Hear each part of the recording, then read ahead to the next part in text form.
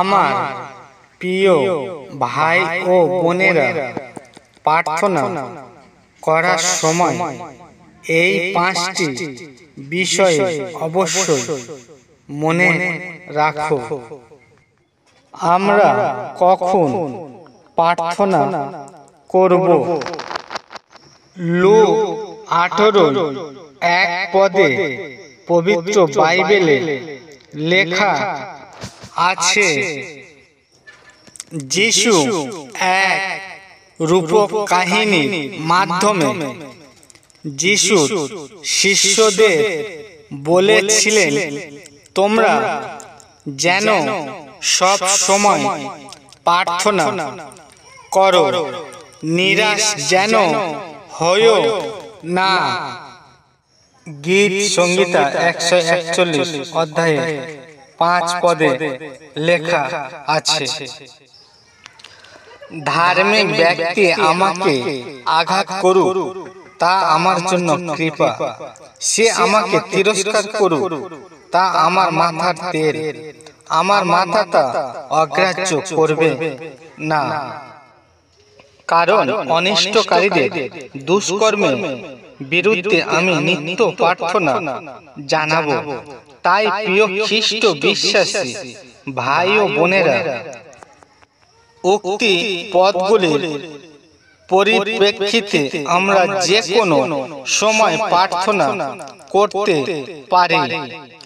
কোনো নির্দিষ্ট সময়ে আমাদের প্রার্থনা করতে হবে কি?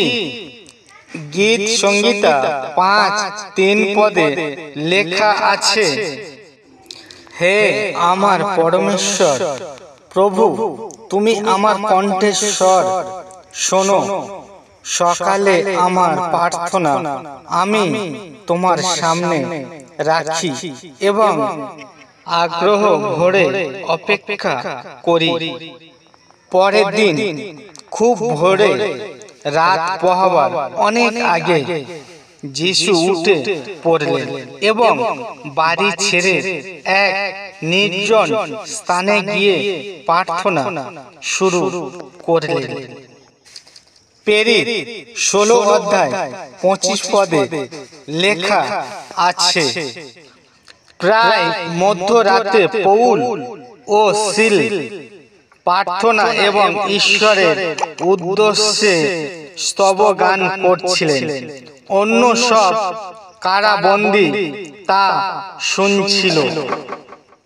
প্রেরিত 3 অধ্যায় 1 পদে বলা হয়েছে, একদিন প্রার্থনার নির্দিষ্ট সময়ে বেলা 3টের সময় পিতর ও যোহন একসঙ্গে মন্দিরের দিকে যাচ্ছিল।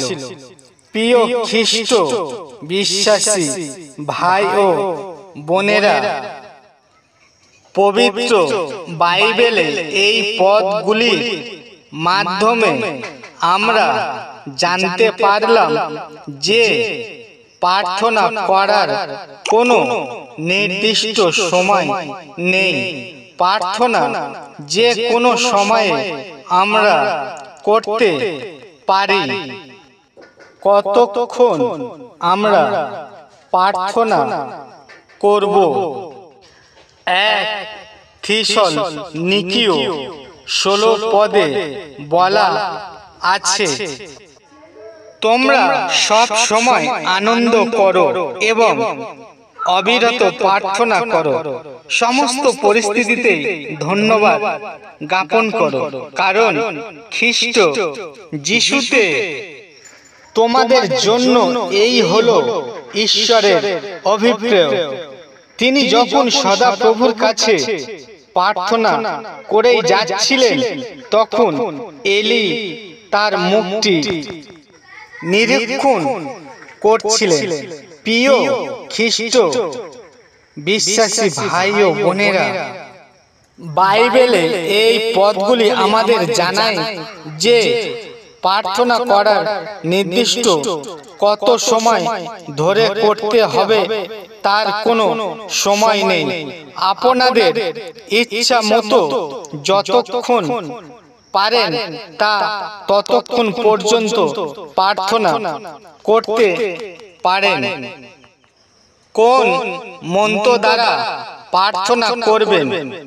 যোহন 13 অধ্যায় 14 পদের লেখা আছে, আর আমার নামে তোমরা যা কিছু চাইবে আমি তাই পূরণ করব, যেন পুত্র পিতাকে মহিমান্বিত করেন। যোহন 14 অধ্যায় 14 পদে লেখা আছে, তোমরা আমার নামে যা কিছু চাইবে আমি তা পূরণ করব। যোহন 15 অধ্যায় 16 পদে লেখা আছে, তোমরা আমাকে মনোনীত করোনি, আমি তোমাদের মনোনীত করেছি, ফলবান হওয়ার জন্য নিযুক্ত করেছি। সেই ফল যেন স্থায়ী হয়, তাতে আমার নামে পিতার কাছে যাহা কিছু প্রার্থনা করবে তিনি তা তোমাদের দেবেন। প্রার্থনা কি লিখে নিয়ে পড়তে বা মুখস্থ করতে হবে? গীত সংহিতা 62:8 পদে বলা হয়েছে, হে আমার ভক্তগণ, তার ওপর নিয়ন্ত্রণ তোমরা আস্থা রাখো, তারই কাছে তোমাদের হৃদয় ঢেলে দাও, কারণ ঈশ্বর আমাদের আশ্রয়। শমূয়েল 1 অধ্যায় 10 পদে লেখা আছে, গভীর মনোবেদনা নিয়ে হান্না অর্শপাত করে সদা প্রভুর কাছে প্রার্থনা করলেন। শমূয়েল 1 অধ্যায় 13 পদে বলা হয়েছিল, হান্না মনে মনে প্রার্থনা করছিল এবং তার ঠোঁট দুটি কাঁপছিল, কিন্তু তার কণ্ঠস্বর শোনা যাচ্ছিল না। এলি ভেবেছিলেন হান্না মদ্যপান করেছেন। আপনারা মুখস্থ বা লিখে ঈশ্বরের নিকটে প্রার্থনা করতে হবে, তার কোনো বাধ্যবাধকতা নেই। আপনাদের সমস্যার কথা বা মনের ব্যথা বেদনা প্রভু যিশুর নামে প্রার্থনাতে জানাতে পারেন।